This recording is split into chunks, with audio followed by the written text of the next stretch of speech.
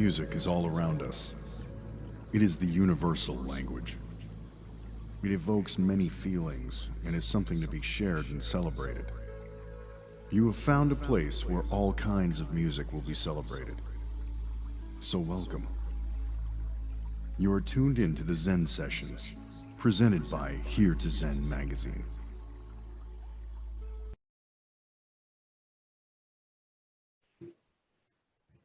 All right, episode 27 of the Zen Sessions, and it's a little bit of a special one. Rod and I here to run you all through the new Slash release. As we make the joke, the longest band name in the world has the shortest album title in the world. Coming out this Friday, 4. Thanks for joining me, Bud.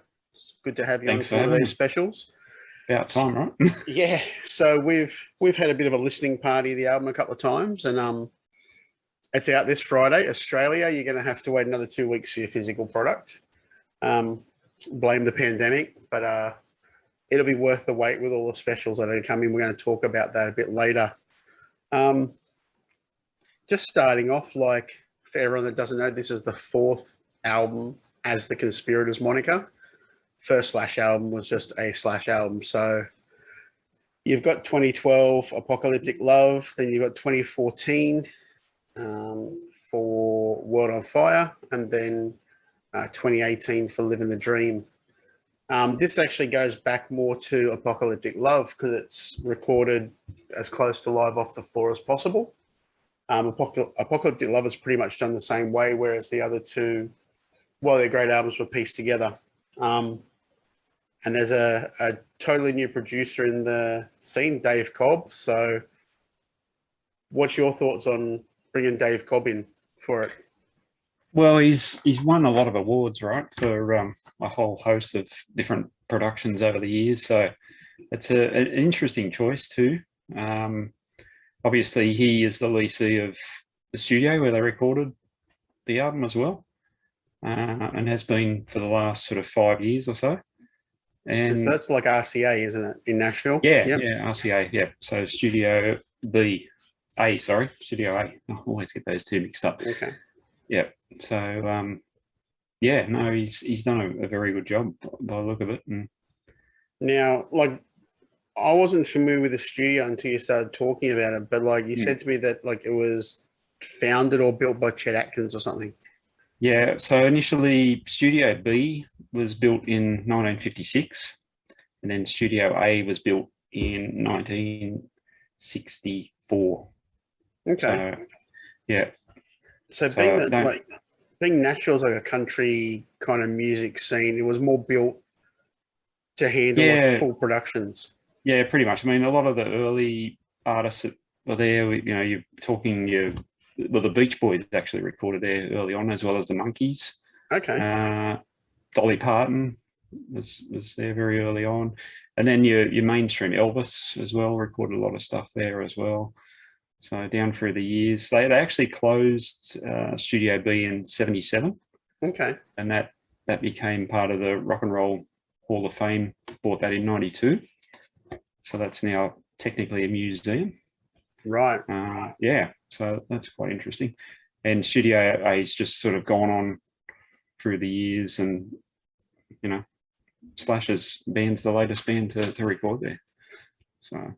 Okay, and like Dave Cobb, I know that he's done stuff for like Rival Sons, but he's all like the one that really I didn't know about is that he actually produced a track for Lady Gaga for that for the Star Is Born movie, and it was for that soundtrack. Yeah, like that sold like 6 million copies or something ridiculous like that. And that's right. Yeah, it was kind of funny that when he was announced as the producer, as someone that sort of is a fan of everything the guys have done, I was actually pretty unhappy with the choice. I'm actually going to say it like that. I was like, because like Rival Sons are great and everything, but they've got a really simple, very bonesy sort of production. It's not super lush, which for me Slash is known for. And it's funny that I expected to go in hating the production. I really did. I had that preconceived thing of hating the production. And the first time I listened to it, I was like looking for everything to hate. Yeah, I was like, oh no, it's gonna. And while it's not as lush as World on Fire and Living the Dream, it's, as I say to everyone, it's a complete sister album to Apocalyptic Love. It's really right. live. You can hear the mistakes. There's actually mistakes in the finished product, and you can hear it. You can hear Fitz counting in the songs. You know, you can hear even a foot tap on the floor. You can actually hear it in some of the songs to count in. Mm. And the more I listen to it, the more I can actually, while not detracting from any of the other albums, I can really appreciate why they did it. Because Slash has said a bunch of times, like, that's his dream album. He's just basically made what he's been trying to do for years. Yeah. Like, what do you think about it, like, production-wise? Well, I actually read an interview with Slash the other day from JB's magazine, the Stack magazine, and he talked about that ambience, which we'll talk about when we get to the track by track, but that ambient sound and that fuller sound that he was looking for instead of playing through headphones and things like that. Yep. And I think they've pretty well knocked it on the head with this one. They've done really well. So it's pretty well documented. They didn't have the easiest time making this album. no, definitely not, right? Yeah. Like, they had to do it quite quickly. So for the people that don't know, Slash decided to record in Nashville. They normally record in the Snake Pit Studios, or they've done it at Elvis Studios in Florida, to keep everyone safe. So this was sort of done, I think it was like March of 2021, they went in to start recording it. So Slash hired a tour bus. They went on tour basically to Nashville, really had a strict COVID bubble. Day 5, Slash gets a call from Myles, walks into the studio wearing a mask, and everyone was just like, what's going on? Yeah. It went through everyone except Frank. No one really knew that until I spoke to him yesterday. Frank was the only one that survived COVID. You should be writing a book now, right, about that? Yeah. And it's funny that I did a bit of reading of interviews like you, and there was an interview I read where Myles mentions that if you listen closely to the very first song, you can actually hear the congestion in his voice, because he sort of kept singing all the way through it.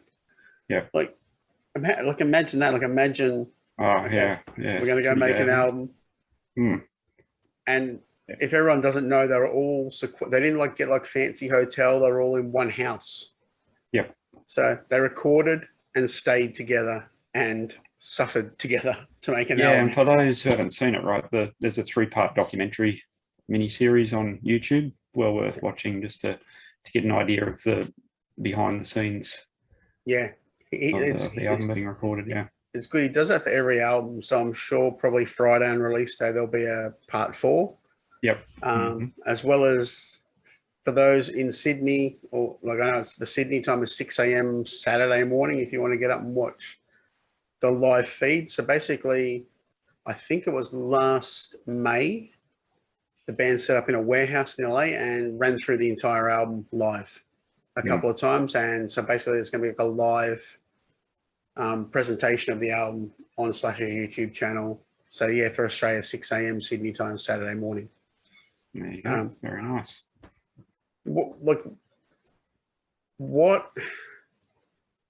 did you think that the Nashville thing added to, like, besides COVID, what did the Nashville thing, do you think, add to the final product?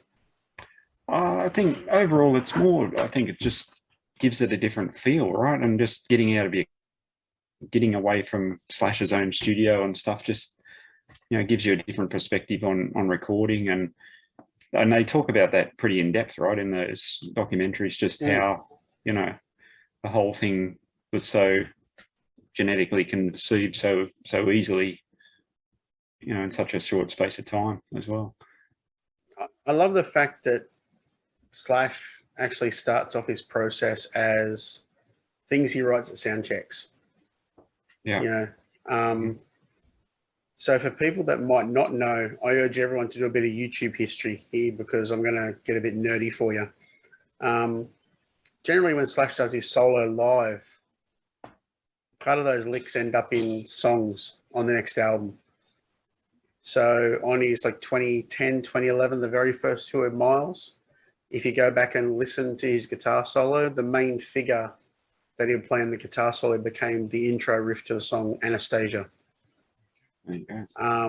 And I'm almost certain that there's parts from the last tour that we saw together in Sydney, his solo, that probably ended up in songs. But I think, did he mention that a couple of them were sort of newer and the rest were older, from what I remember reading? Yeah, from what I gather, that's the makeup of it all. Yeah. So yeah, so like he goes away and he records everything himself, keyboard, drum tracks. So, you know, gets all that down, and then he normally brings in just Brent and Todd, and they flesh out some bones before they send it off to Myles.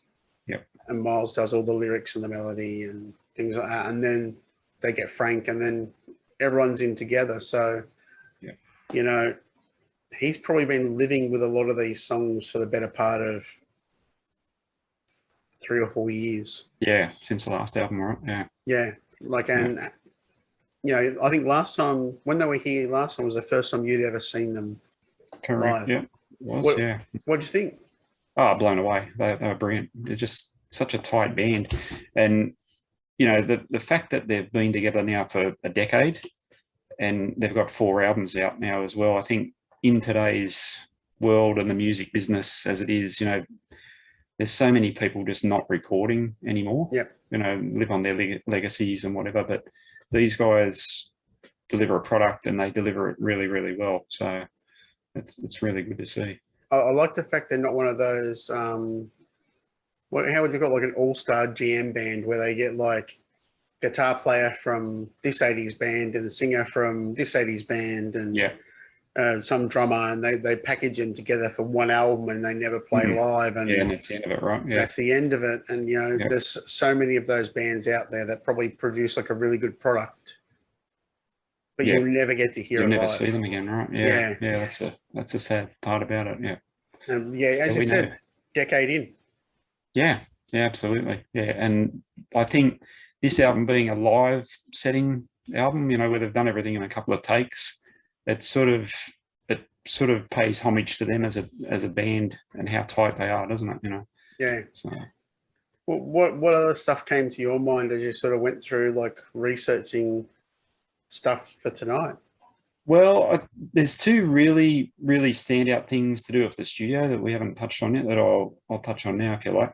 Yeah. So 2 people that have recorded in that studio who have a big influence on the history of the studio itself. One is Brent Cobb, who is Dave's cousin. Yep. So he's recorded music there as well. And of course, Dave's been in charge of the lease since 2016. But Ben Folds he recorded there.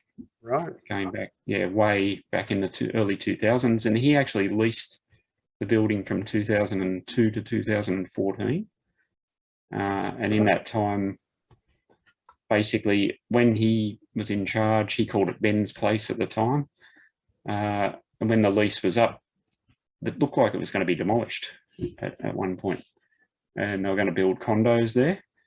And then Mike Curb, as you may know from Curb Records, and a couple of guys and Ben stepped back in and stopped that. And from there, it's been listed on the National Heritage listing in the States. So it's now, along with Studio B, the heritage listed site. So pretty much untouchable then. So yeah. So there'll be no condos there. It's there forever, which is really, really impressive, right?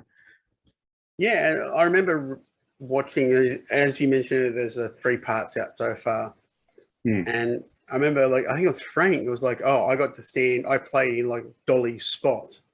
Yep. You know, and there was like these spots, and it's kind of like when you go to Sun Studios and there's like the markings on the ground where Elvis sang. So there's, like you said, there's got to be some kind of DNA vibe, good ghost, bad ghost situation in there that probably factors into everything.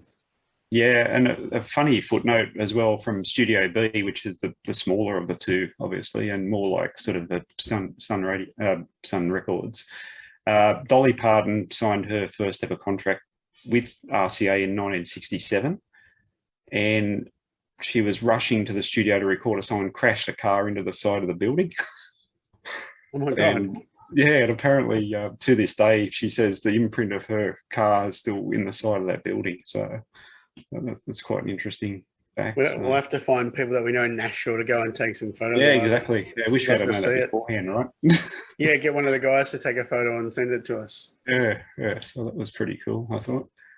Yeah, well, like, you know, we're both guys that don't set foot in recording studio, so like we don't know what to look for. But even just from the videos, you can tell it doesn't look sterile. It looks like it's got character.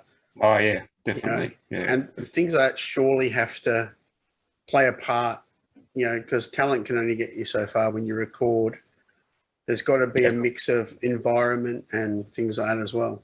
Yeah, for sure, I think. And when you look at the photos of it and watch the videos, to me, it looks like a bigger version of Abbey Road in a lot of ways, just the way it's set out. So you can probably see why, you know, there's a lot of character and history to the place when it, you know, things like that. So, and it's fun in one of those interviews, or maybe a video / mentions that like he was sold on Dave Cobb after a phone call. Yeah, there you go. Yeah, like there was no long courting period. Like he has won awards. Like you can't deny when someone wins awards. Yeah, and even if you don't like the music or the bands that they might be involved in and produce, you've got to respect their abilities. What he's done, right? Yeah, definitely. Yeah. And I think when you look at his resume as it is, you know, you've got to go with him, right? Someone different brings in a different perspective, and you know, I think the results really speak for themselves on this album. So yeah, and everyone will get to hear the interviews with Frank and Todd when they come out. But Frank mentioned something. It was a little bit off the cuff, but it was one of the things I took away from it. He said to me, "I really think that we're going to have another one there because, you know, Slash finally found what he's been looking to do." Yeah. So I think they probably walked away with a bit of a renewed sense as a band, because for sure, as a band, they have a lot of other bands that they're all in. You know, it's funny that I think Slash is probably in the least amount of bands. He's in the Conspirators and Guns N' Roses. Yeah. You know, Myles has Conspirators, Alter Bridge, and he's solo. Yeah. You know, Frankie's in this and Mammoth with Wolfie, which is just, you know, fingers crossed that's down here. I told him, you know, let's get you guys down the Guns here. That was the album of last year for me. Oh, yeah, totally. Yeah, and then you've got Brent and Todd. So, for people who may not be familiar with Brent and Todd, they play in the Conspirators. They also play in a band together called Took, the Canadian cover band.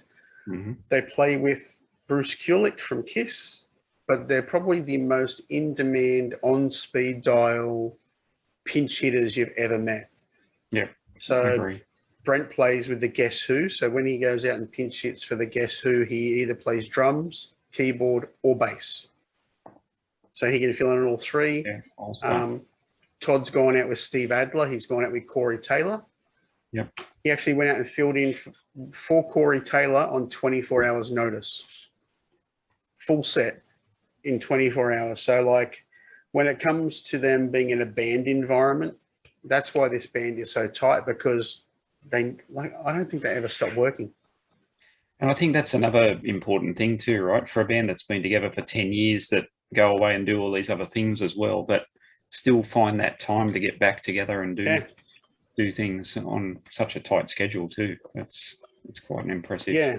And like, I'm even surprised they're actually able to get out for 9 weeks, which is what they just finished the first show tonight. Yeah. The tour, and they're doing 9 weeks, but they all know that Slash is a workaholic. So while he's got Guns plans for a lot of this year, Slash has already mentioned that 2023 he'd like to get the Conspirators back out there, and he's made a little bit of a nod to coming here, which will be great. Yeah, for sure. It's funny that we're talking about Nashville. Nashville has gone from this country music scene to just music scene. Yeah, it's changed so diversely, hasn't it? Probably in the last 20 years, you can say. Yeah, for sure. Well, the rock, they say that the LA guys have now either moved to Vegas or they've moved to Nashville. Yeah, yeah, for Yeah. sure. Yeah. Look, do you see? You've lived with the album, and we're talking about an album that hasn't actually officially been released yet. Yeah. But do you see this being the start of a working relationship between Slash and Dave Cobb, with more coming? I think so. Yeah, definitely. And I think if they can capture that same vibe as well, with that live sort of sound, I think, you know, it's a dead set winner again, and they've got to go for it again for sure in the future. So Okay. What other things? First, though, right? Yeah. What other things do you like? Have you thought about, like, as you've gone through listening and reading? Like, what other things sort of stick out to you? I think we've sort of touched on most of it for now. Just basically how tight they are and how well versed they are doing what they do. You know, there's a lot of bands that can't fit into that timetable of, you know, recording an album so quickly as what they've done. It just shows how good they are at what they do. Yeah, like I love the fact that, like, there are glitches. There are actually mistakes that are in the finished product that are left there. Yeah, and I guess for me, I've always thought I needed things like the whole concept of making an album is you spend all this money and everything's got to be perfect. Yeah. But then I also, as you know, like we're lucky, we get to get sent a lot of music to listen to, and we get to see bands and stuff like that. I've come to the conclusion that I'd probably rather hear the mistakes than hear a perfect product and then go see the band and then nothing like. Yeah, and be nothing record like it at all, right? For sure. Yeah, totally agree with that. All right, so let's just have a quick look at some of the songs. So like, yep. So the track list for the album. We're all on our notes here. Yeah. We're highly prepared, highly professional. So I'll run it down and then we'll go into it a bit more in depth. But so leading off with The River is Rising. Then you got Whatever Gets You By, which is the actual title that's on the album. All the original stuff was called Time Will Tell, and it's now Whatever Gets You By. Then you got Sailor V, A Path Less Followed, Actions Speak Louder Than Words, Spirit Love, Fill My World, April Fool, Call Off the Dogs, and the ender is Fall Back to Earth. So let's chat about the lead-off track, River is Rising. Rising, yes. What was your thoughts? Look, I think it's a great opener for a start. I think, as we were chatting about before we started recording, it's probably the most commercial song on the album, which probably leads off as to why it was the first song released, right? Yep. The highlights of the whole thing for me were that breakdown before the solo. Yeah. Just before Slash comes in there. And really the end part where you think the song's over and then bang, there's another 30 seconds of, really impressive jam there at the end. Yeah. From the guys. Yeah. And I think that was actually an afterthought. Like, they thought they were done with the song, and then Dave Cobb came in and said, go back into it and resolve it again. Like, okay. Yeah. It's like, and for me, I'm really going to be brutally honest and go, when it first came out, it wasn't for me. I found it very sort of like a weird sort of punky sound. It didn't really sound like Slash playing guitar.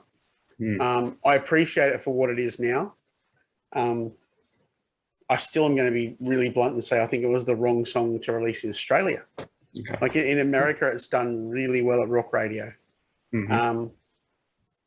I think that Australian radio, what we have left of it, is so ingrained in Cold Chisel, AC/DC, and the Foo Fighters, and I love the Foo Fighters, but that's pretty much what Triple M, our main rock station, survives on, is Cold Chisel, AC/DC, and the Foo Fighters.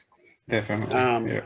So I think this song just would have gone over half the people's heads, and they would have been like, what's possibly that? Yeah. I think they're so used to Guns N' Roses for Slash, they don't really understand that he's a solo artist too.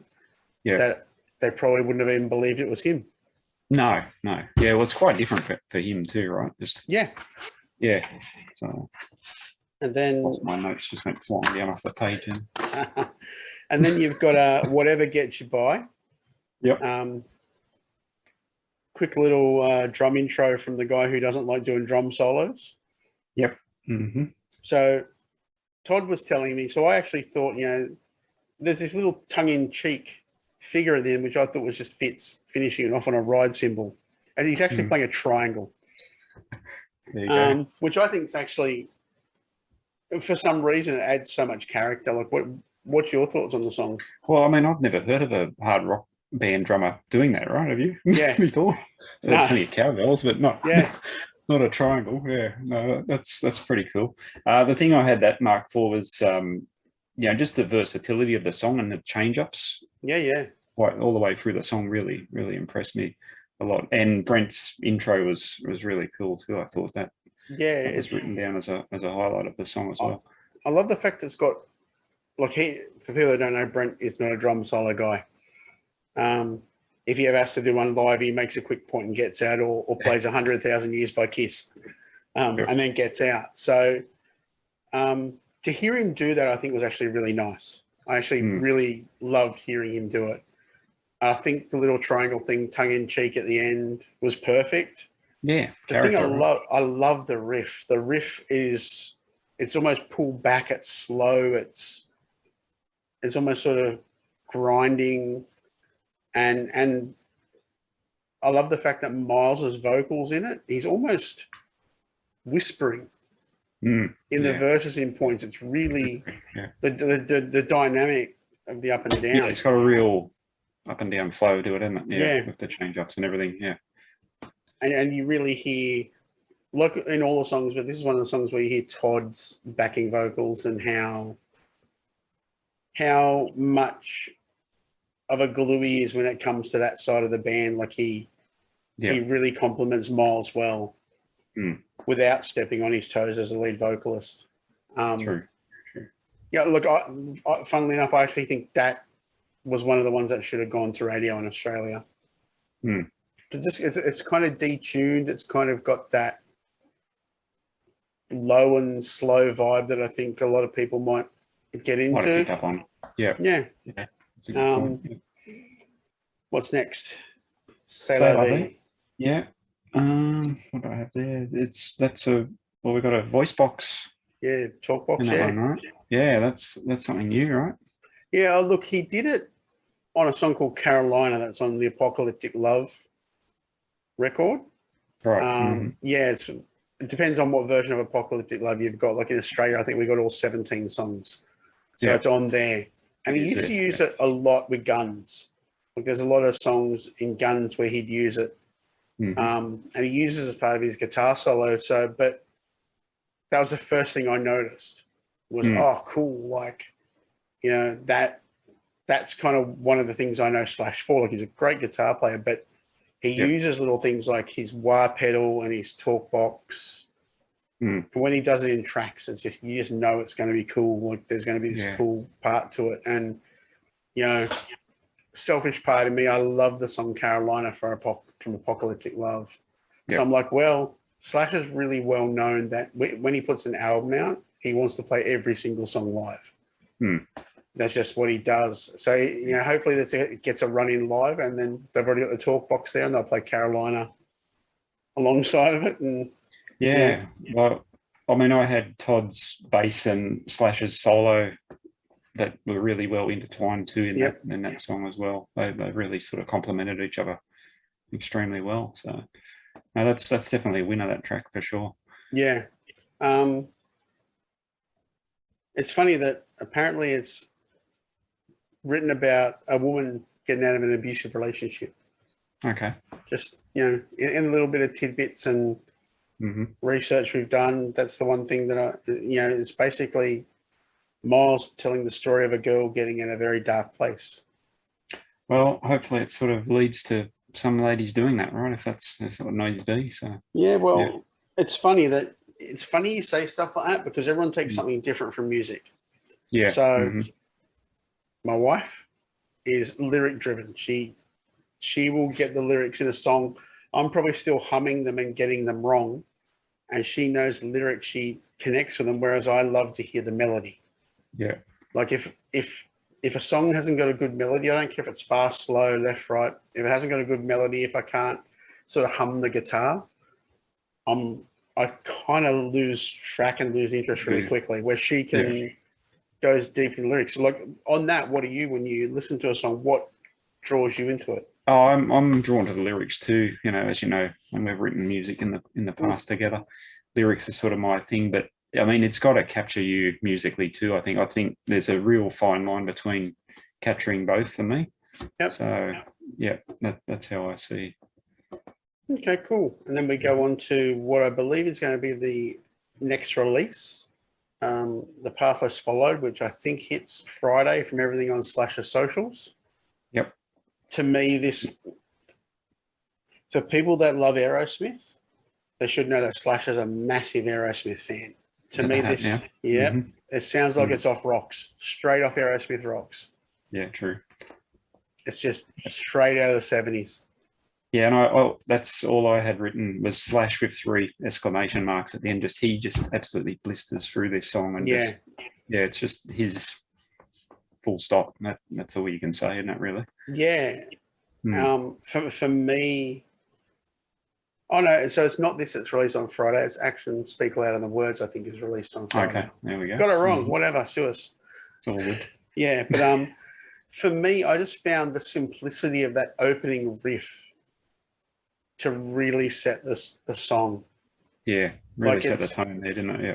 He hasn't come in like playing a million miles an hour. It's really simple. Yeah. I couldn't play it if, I tried. Like, that's why he's slashing on me. But yeah, it's just real classic rock, right? Yeah, it's literally to the 70s set. For sure. You hear his influences all over that song. And like, again, that's another one for me where Todd's backing vocals make the song. Yeah. They really stand out on their own. And I think, to me, that's probably going to get in the set pretty quick. Yeah. That's definitely a live track for sure. Yeah, it's a staple for sure. Next up, Actions Speak Louder Than Words. Yeah. Now, so this is the one being released Friday, right? Apparently, yeah. Let's see if they change it and we just completely get 2 wrong. Yeah, well, there we go. So I just had band MVP on this one because I think they all it's just one of those things where they all just gel together and just make the perfect track, Yeah. Yeah. That's got another live thing written all over it to me. Definitely. Like, it's just again, like the one thing I've noticed on this album compared to previous albums, Slash has had a lot of quicker songs. And they get quicker as they play them live, like a lot of bands do. But to me, this one, the songs seem to have a lot more space and like a lot more breathing in between, room. Like, a lot of fill sort of in between. Yeah, where the melodies are coming in, and I really appreciate that because you get to hear Frank. So most rhythm guitarists just sort of sit in the background and play chords.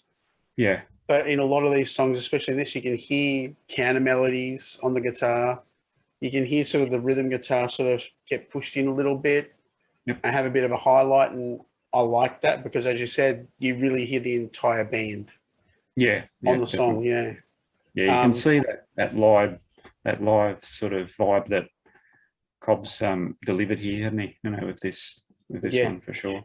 So and that for me is all. Like when I hear these songs now, as I said to you, like first off I was standoffish.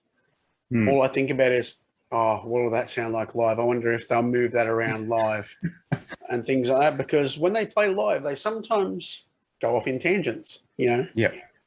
Be it one of their songs or like, there was that last tour where he was doing the 26-minute versions of Rocket Queen by Guns N' Roses.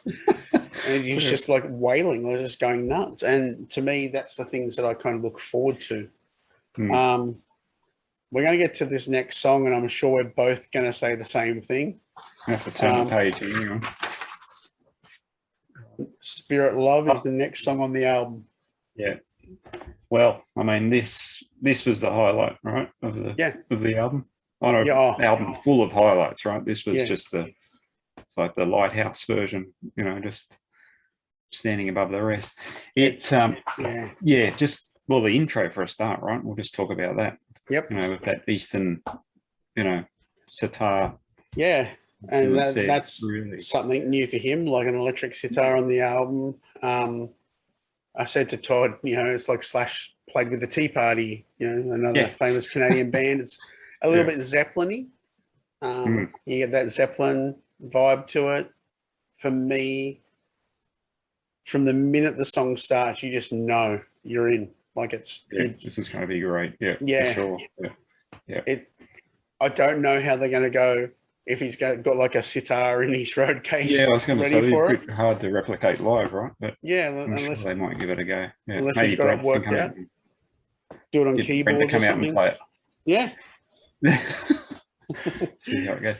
But that song, I've got it marked as well with Miles's vocals. It is brilliant as well, and Frank's rhythm playing is just out of this world, really, right? Yeah. And then you've got that breakdown about 2 minutes 30 into it, where I've written all the notes here. Where you've got Todd, Slash, and Brent playing together. Yep. And to me, that part just seems like it was dropped into the song, right? And it just takes it to another level. I wonder if that was part of the original product, or that was something that got fleshed out in pre-production or something like that, because you're right. It's kind of like there's two songs there, right? That just sort of And while Spirit Love is very slinky, it's very laid back. It's also tight. You can hear how tight the band is because, like you said, Frank. You can hear Frank just weaving in and out. Yeah. I actually think that's Myles's vocal standout on the album too. Yeah, for sure. Yeah, definitely. I mean, the whole band are 11 out of 10, right, on that track. They're just totally off their chops, really, in a good way. Yeah, right? It is. Like it's like they literally went somewhere at like literally another world kind of vibe. Yeah. Maybe that's when they all got COVID. Possibly. Never know. Right? Fill My World. Yeah. And a lot of people don't know. They think, well, you can take whatever you like out of a song. But background on this one, for those that don't know, the actual lyrics are written about Myles' dog, Mozart. So the music was done. Myles tells the story that he and his wife were away from home, traveling. A really bad storm hit their house. They've got like a little Shih Tzu called Mozart. And they were just watching him just freak out on the pet cam and felt sort of really helpless and not being able to be there for him. But as usual, Myles is a weird dude. Like he can take the simplest thing and change it around. So if you listen to it, people are going to go, oh, that's really lovely. Well, he actually wrote it as if he was the dog, from the dog's perspective.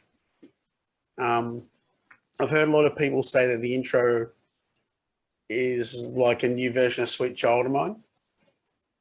I don't hear it. Yeah, I don't hear it either. I just think that they're looking for something because Slash wrote Sweet Child of Mine. They need something to link it to. Well, if it is, the album will go pretty well, right? Sales-wise. Yeah. What do you think of the song? Well, you told me that story yesterday, right? And before I'd heard the song, and then that sort of threw a new whole perspective on the song for me straight away. Yeah, because then you sort of see it from his perspective, and the dog's perspective as well, and it's sort of like a snow patrol chasing cars, right? In that one, and the dog getting run over and whatnot. And luckily, Mozart didn't have any problems with the lightning or the storm, right? But his vocal performance on the song, you can just tell in his voice that how emotional he was about the whole experience. And I think that really leads to it being such a great, ballad, really. Isn't it? It's a really, really emotional journey. Yeah, I think it also made its way into the set straight away for the show in Portland tonight. So, it's obviously going to be an integral part of the live set. It gives Myles a little bit of chance to. He'll probably really wail on that one. Really, Stretchy's vocals, and it's where a lot of people get to hear the combination of him and Todd live differently to an album. Yeah. But for me, it's funny. I take a lot away from it in the way of it just shows how different we are in 2022. We now have, with that connected to technology, that we actually have cameras to watch our pets when we're not home, and how and that's great, because they're part of the family. But when we grew up, you wouldn't have thought that you would have needed a camera. No, exactly. Yeah, and the dogs run away or something, right? And then you wonder where. All right. April Fool. So everyone can tune into the interview with Frank when it goes live. But when I talked to Frank, I said, "Look, man, you're all over this album, but what's the one song that's got your DNA on it the most?" And it was this one. He said, "This is the one where he really got to flesh out all of his parts." And for me, this is the one that really reminds me of Apocalyptic Love the most. It's got that. While it's actually still a bit of a laid-back song, I don't know if you agree. I find it quite laid-back, 70s. Yeah, I was just about to say I've got it marked as a real classic rock track, back with a throwback to the 70s as well. Yeah, so. And to me, that's the song that needs to come out in Australia next. Yeah, it would be a winner here for sure. Yeah, definitely. So you better make a couple of calls tomorrow and tell a couple of people to change their minds. Yeah, and that's the thing for all the people that while it's not the same as when we were kids and you'd ring up the radio station and request the song. Yeah. Radio stations still sort of ask. They still sort of do polls, on their social media. So the one thing I'm going to say to all the Aussie fans, that if you want to tour down here, the only people that are going to be able to change it is you. The promoters are doing their very best right now with the situation and cancellations and everything. But coming into 2022, 2023, touring is going to be different from now on. They've got to make sure that the bands they bring out are going to succeed. The only way that you can make a tour a success is to play your part. So you need to not just buy the album, but share share songs to radio stations and stuff like that. So if you think when the album comes out that any one of these songs is great, go to your radio station. It doesn't have to be a mainstream one like Triple M. It could be your local area station. Just send it and go, play this, play this, play this, play this. The more you say it, the more they play it. Yeah, exactly. And just tell people, right? Get out there and tell your friends. Yeah. You tell one person, they tell two, and off we go, That's the thing, compared to, we're going to take a little bit of a detour from the album, but what for you, do you remember what it was like to walk into a record store and buy something on release day? Oh, absolutely. Yeah. And those days are all but gone right now. It's, in Australia, it's JB or, some lucky independent. Luckily in Sydney, we've got Red Eye and Utopia and that's about all these days, So background for people that don't know, that Rod and I met by being tragically addicted Kiss fans. But that was the thing back then. You'd see people sleeping out for concert tickets. Yeah. Not hitting refresh on their mouse 5,000 times. Exactly. Or using an app. You'd sleep out. I remember release days for albums where, people sleep out for an iPhone. We used to sleep out for the next album from the band we like. Well, it's funny you should say that. I was talking to my mum the other day about when MTV Unplugged came out for Kiss. Yeah. And she drove into the city at midnight with me to go to Blockbuster just to pick it up. Just wow. Yeah. I was in that line.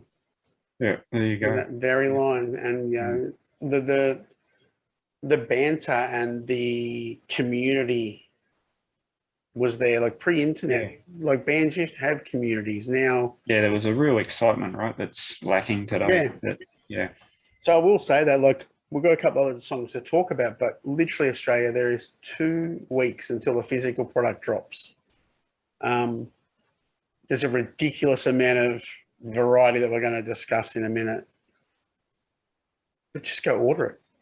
Literally order it. I know that I was going to be standoffish on getting vinyl, but now I know you're not a vinyl guy. But now I've got a really good turntable.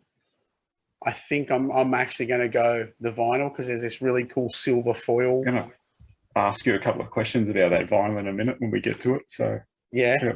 yeah.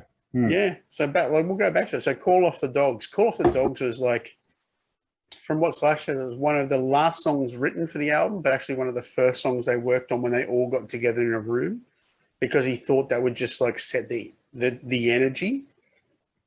And the funny thing is, again, me being opinionated, I actually really think this would have been the best lead off. Okay. Yeah, no, I could see that. And the reason why I could see that is because I've got it would be a staple in the live set. Yeah. And it's really good, right? It's got it. And I think this is probably the song that catches that ambience of the band that Slash is talking about when they play live. This is the one that really sort of drove that home, I thought. So and that's the thing, like when they play live, they generally open with a song that was on the album previous. So like tonight they open with Driving Rain from the last album. I actually see this, hopefully there's a next album or next year, but I see this opening a set. It's just, it rips. Yeah, great song. Yeah. It rips. And, you know, I'm a big fan of when you go to a show and like those first two songs are like a 1-2 punch. To me, it, right? that's it, because it's just, it's almost this into Driving Rain would be good, right? I could see that. That'd be pretty good. One issue with this song. Yeah. And that is, I reckon the sequencing was wrong. I reckon they should have swapped this with the 10th track, which we're going to talk about in a minute. Mm-hmm. And I reckon you would have had that powerful, finish to the album. But that's my opinion. I'll play Mr. Cobb. No. And that's the thing. I want to talk about that, the sequencing thing after. So final track, Fell Back to Earth. So on the interviews that I've read, Slash said that I know a few years back he went on like some sort of safari to South Africa. Like he's an animal activist, so he would have gone for that side of things, not the other kind of safari things that people do. Everyone talks about it being Ziggy Stardust, Bowie-esque. It's funny that I actually think he got more, for me, it reminds me of Rocket Man, which the band actually recorded for a movie. I get more of the fact that he kind of went for his own kind of Rocket Man vibe. Yeah. It's epic. Yeah, it's an amazing song. Yeah, I sort of marked it down as a real bluesy rock as well, along with that Bowie-esque type feel to it. And like I said, I would have swapped the two just to give it that powerful finish. And I think this would have been better placed there at track 9 with that real moody type feel to it, just before you get right into the. But that's my opinion, right? So like kind of make it feel like the album's about to end, and then you get the extra song for whatever better word, are you? Mm-hmm. Yeah, a bit like the first track, right? It's like a pigeon pair. And it's funny that I think when you say that, I see the point, because so many people listen, they just hit like repeat or shuffle. So it's not like where we would listen, where you put a CD on or a record on and the album physically ends. Yeah. Generally, when people listen to music, it's a part of a playlist. Yeah, it's all just shuffled around, right? So it wouldn't matter to that. And I kind of really appreciate what Adele did in that way with the Spotify thing, where she was like, no, you can't have my album on shuffle. I didn't. No, it's got to stay in that order, right? An album on shuffle. Yeah, and that's the way you should listen to it. So, let's go hypothetical track list. Mm-hmm. You know, for me, I get what you're saying. Like, Call Off the Dogs is maybe underutilized in number 9. Yeah, right. Exactly. Yeah, that's how I see it. I think it would have made a great opener.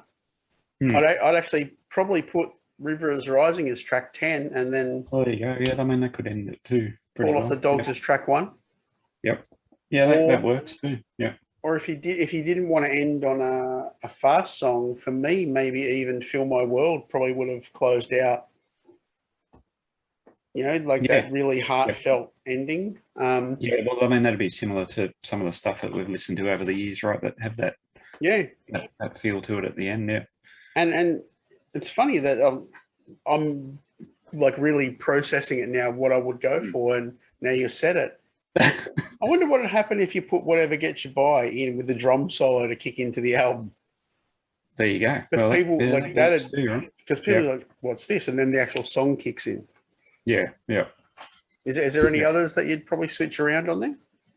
No, I was quite happy with the sequencing. I thought only for me, just those two at the end. But yeah, we can talk to the guys and change it all around tomorrow if you want. Just Yeah. before they release it. Get it done. Yeah. Well, Australian exclusive. There you go. Yeah, for Get it sure. done. Yeah, definitely. What about okay, because I talk about the fact that like I go, I wonder what songs could have been better for Australia. If you play radio programmer, you know, you're that guy that sits behind the desk at Triple M deciding what gets played. Yeah. What are they for you? Well, I think Fill My World has to be there somewhere, right? As a ballad, Yep. I think, yeah, that's your sort of staple. I don't even know what radio station would play it these days, right? But there's someone would, right? Yeah. That'd be one for sure. I'd still believe, I'd go Call Off the Dogs as well as another one, definitely. Yeah. And then, well, I mean, Spirit Love is, yeah. I don't know how radio friendly that'd be. Yeah, but, it might get the radio edit with the could electric do, sitar right? getting the chop. Yeah, I could see that's coming back to the first track, right? The same thing with that last little bit where they've played that instrumental part. You could see that getting the chop right on a radio edit and hitting the airwaves too, right? Yeah.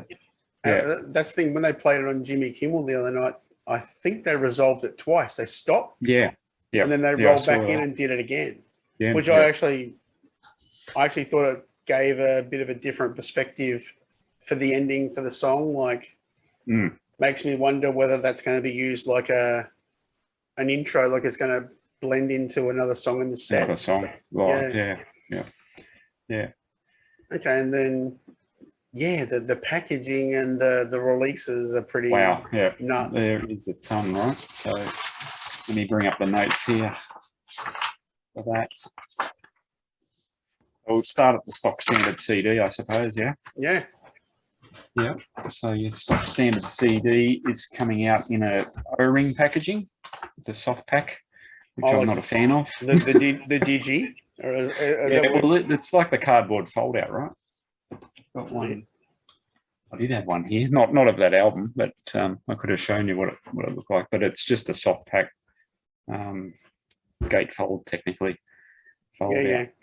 So basically, no plastic except for the actual insert for the CD. Yeah, pretty much. I don't even think that'll be right. I think it'll be just put into into a cardboard. Yeah, like the old CD singles, but like a double version of that, basically. Yeah. Right. Well. Yeah. So, yeah, not my, Yeah, we're both dual case guys. Oh, absolutely, yeah. And we're not the only ones, right? I know a lot of people that don't really like them, but it is what it is, right? So there's 4 different inserts, right, into the CD release. Yeah, right. So you've got a red, a black, a blue, and a purple. So the label on the CD will be that color, and the insert inside will be the same color as well, from what I understand, what I've read. Do you know if there's going to be any way to decipher the difference for like the collectors, or no, it's going to be like they're random? It says they're randomly inserted. So, if you wanted to try and collect all 4, you might end up with 40 copies, right? To get 40 reds. Yeah. Okay. Yeah, so you might have to look on eBay for them ones. But so that, and you get a guitar pick, right, with that as well. Yeah. So, and again, there's 4 guitar picks with that 4 colors: the red, black, blue, and purple as well. So that's the CD release. Now the next one is black vinyl. Black vinyl. This is your domain. Yep. Yeah. Look, everyone is coming out with a lot of vinyl.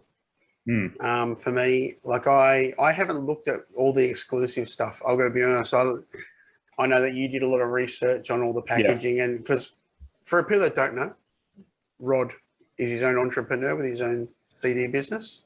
There'll be some links in the YouTube description where you can go find all of those, by the way, as well as the links to the actual releases. But there'll be some links to Rod's store where you can find some pretty bitchin' rare stuff, and whatever you like, you just send him a message and he'll probably be able to find it for you. But they even got people's carpet, right? Exactly.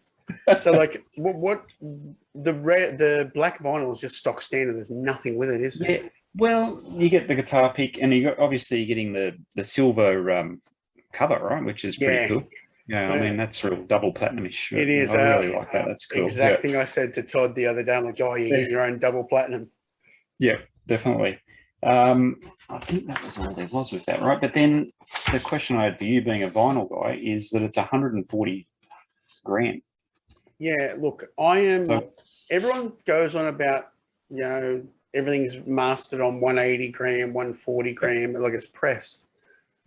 I can't be held accountable for being a complete vinyl nerd, but the one thing I do know is it probably doesn't really matter how many grams the vinyl weighs. What matters is how it's mastered. Okay. So you can have a 180 gram vinyl, and if you've just ripped the CD to WAV files and then sent it to someone and they press it to vinyl, it's just going to sound like the CD with a few scratches. So back in the 70s, when they used to master albums, they would have a master for 8-track, a master for cassette, and a master for vinyl. And then like when vinyl was still around in the 80s, and there was also like a vinyl for master for CD.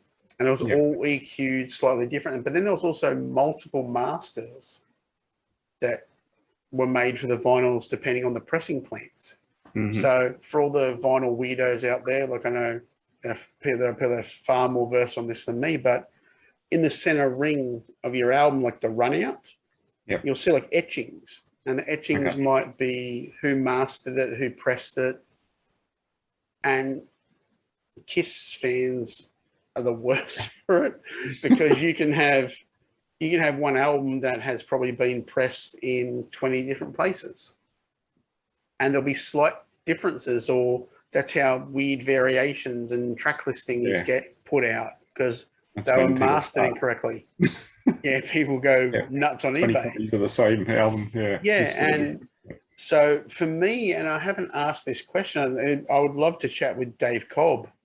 And I'd love to know if a vinyl master was made, because the one thing I don't even know is if they went to 2-inch tape on it. Like I know Slash loves working on tape. Yeah. And I would have thought, being in RCA, that they probably wouldn't have gone to Pro Tools. They would have gone like to a 2-inch tape with maybe like a digital backup. And that's the thing I'd love to know, if this was actually done to have a vinyl master, or it was a digital master put on vinyl. Because, I urge anyone to go buy a really old album from the 70s. Whatever it is, whatever you like, go buy. And let's use Aerosmith. Go buy an original press Aerosmith album from the 70s. Go buy live bootleg. There you go. Live bootleg Aerosmith. I've got a first press Australian. And then A/B it to the CD or a re-release 180 gram vinyl. It's night and day. It's night and day. Like we've got a first press Australian mono Abbey Road, I think it is, and it's ridiculous. Everything sounds so warm and so great. Something like that, or like Eagles Hotel California, track down like an original press of that and put it on a decent turntable. You won't know what hit you. Like it's a completely different listening experience. So that's the thing for me. Like I don't really know what 140 gram versus 180, which tends to be whatever you see on all the stickers now, is going to do. Like besides maybe might be a little bit more balanced on the turntable, for instance, because it's not as heavy. Might end up flying off too. Well, I know some people have to have their vinyl weighted a certain way, and some people like coins on top of the styluses to weigh them down and all this. Like there are people that really, their audio. I think everybody has a different take on it, right? Too. Yeah, everybody's different. I know when the Kiss ones were released in 2014 or whatever it was. and the European ones were lighter than the American ones. So I know people that I'm friends with are saying, "Oh, they're too light, and you don't want to buy them. They're not as good as the American ones." And so I don't buy any of them, so it doesn't worry me, you know. Yeah, and that's Yeah. like for me, like I don't know what vinyl of this I'll go for. I actually probably will base that judgment on what's available. Well, with that one, you're getting the insert will be one of those 4 colors as well. So you're going to have to buy 4 of them as well, minimum. Yeah, great. Yeah. And you're getting a guitar pick as well. So there you go. Yeah. Look, for me, I love the little touches like guitar picks. Oh, they're great. Yeah. Yeah, like the insert things I can live or die without. Like, doesn't matter. It's cool for the collectors and like Slash eventually fans. you'll be able to pick those things up anyway, right? You know, yeah, people open them and don't want them anymore. There'll be like some like trade outs and stuff like that. They'll probably for the collector, they'll probably be able to put it together pretty quick. Yeah. And so then we go deluxe vinyl. Well, first we've got a red vinyl first. Yep. If you want to do that one as well. So we've got a red vinyl, 140 gram as well. Gatefold jacket, that one. See, I'm a big fan of the gatefold. Yep. So I'm not too sure what the gatefold is. It's probably the shot of the band or something, maybe. Yeah. And the guitar pick in that one as well. So that one doesn't have the variations in your inserts, but you've got the gatefold. There's something different. So that's good to look at. Just want to put a point on the photos from this album. I'll have to track down who the photographer is. I've totally forgotten. But it's the first time I've actually, to me, the band actually look actually cohesive as a band. Yeah. Like they've always had band shots done, but to me, this is the one where maybe it's because they've done those shots in the warehouse where they shot the live footage and things like that. But they actually look like they all belong together for the first time. So they look like a band, yeah. Yeah. It's not like just cut and pasted together, sort of. Yeah. Slashing not a bunch that they of were, but yeah. Slashing a bunch of fellas. Yeah. Yeah. It really. And look, I know that he is the face or the hat of the band. But he's also really conscious that it's a band to him. Yeah. And I think whoever did these photos really did it justice for the packaging because they look right. They're really great photos. And like I love the music, I love everything, but I'll nerd out. Like I'm sure, like you, when you're a kid, you get an album, you go through the liner notes, you go through the lyrics, you look at everything. Just read everything, right? Yeah, you take it all in. And because today everything is throwaway and everything's about what the photo looks like and your selfie and your Instagram likes and all that kind of crap.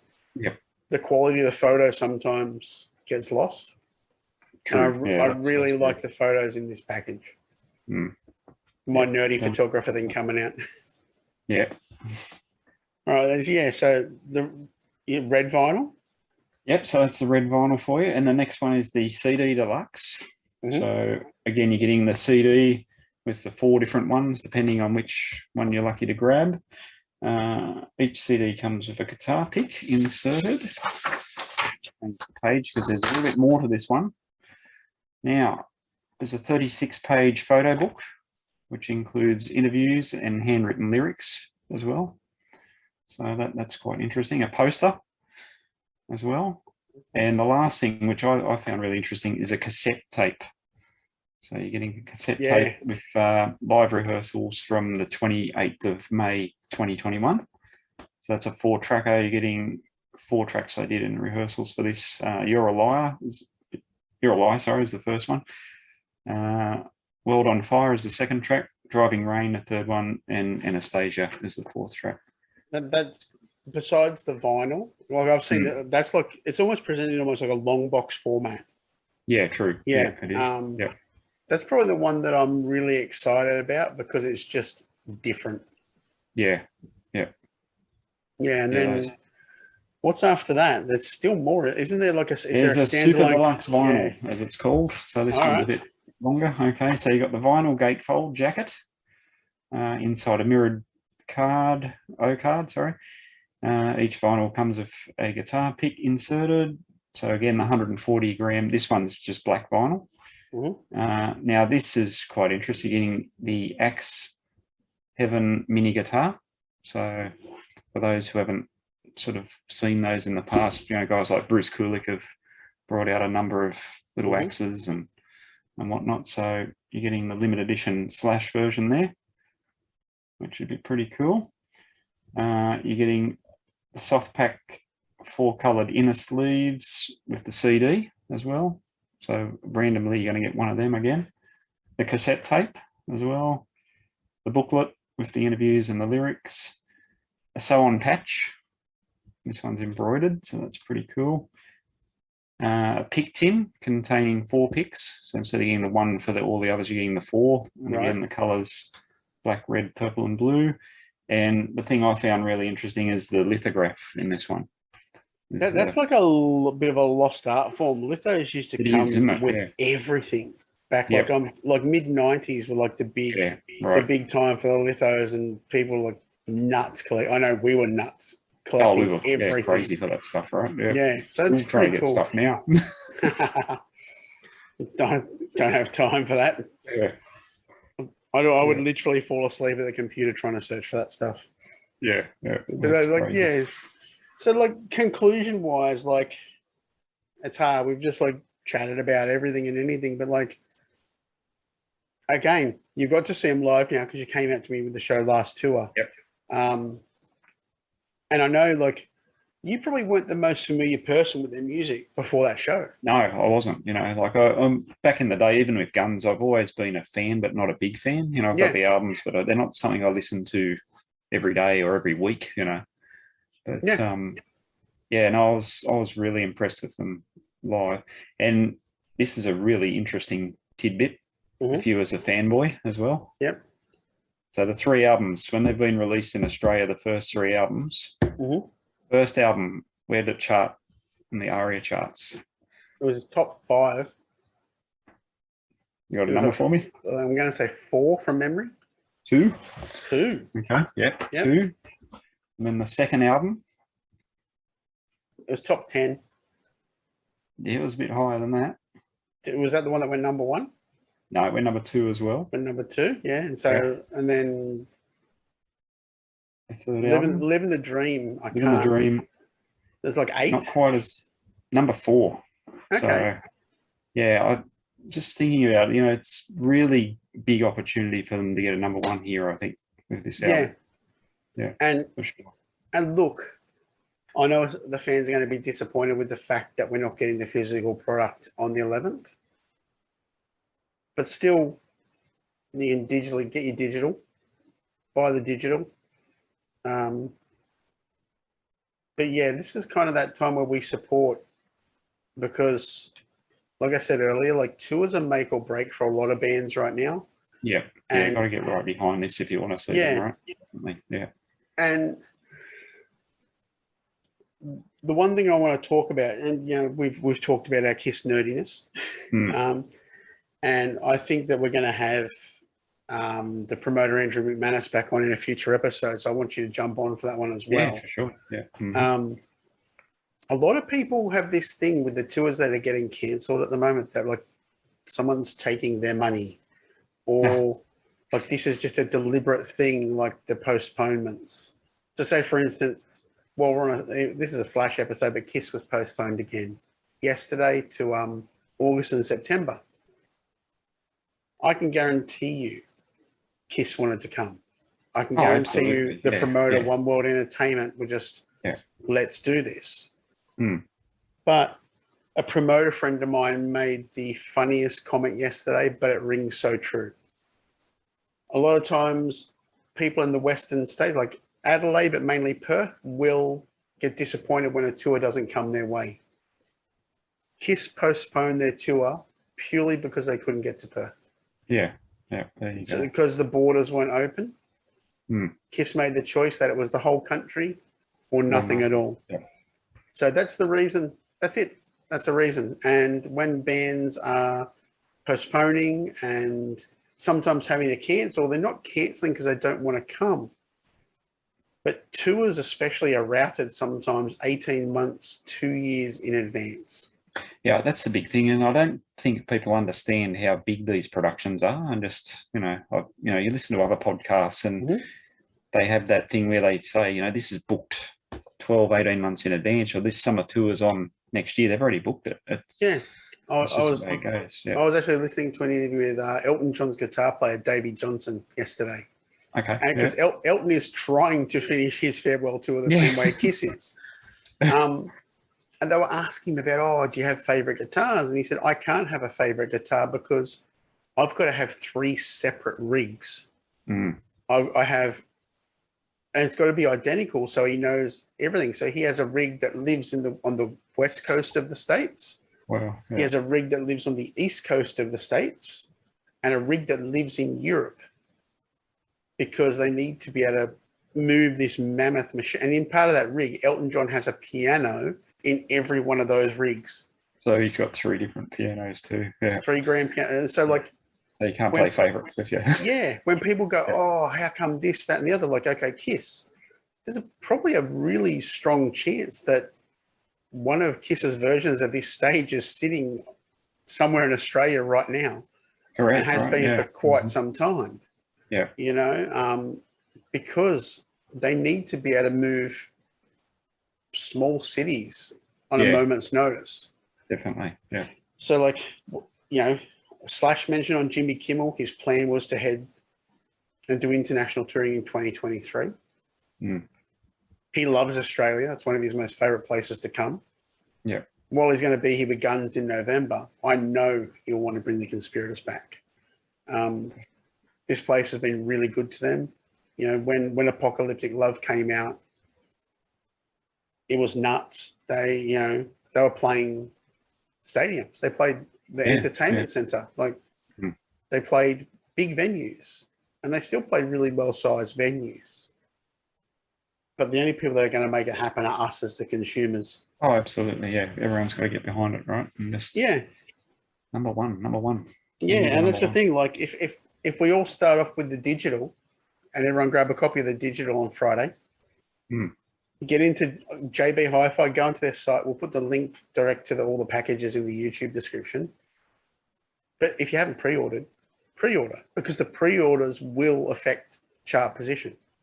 Yeah, and just with that too, the pre-orders through JB, they're actually giving away a Slash guitar, signed guitar signature model. So it's worth that just for, if you want to get the CD, $20 or just get into it, for get a chance it done. to win a guitar worth a few thousand. That's why not? Yeah. All right. Well, we did all right. We did all right for our first track by track special. Time for bed. It is late in Sydney, right? Only up at 5 o'clock. Good job. All right, mate. Well, we'll sign off from here, and we'll thank everyone for being here and all that kind of stuff. Follow us on socials, do all that kind of stuff. As I said, we might be having promoter Andrew McManus coming up, so check in for that. But also in the next couple of weeks, there'll be interviews with Todd Kearns, interviews with Frank Sidoris, and maybe 1 or 2 others as we get them all locked in. Cool.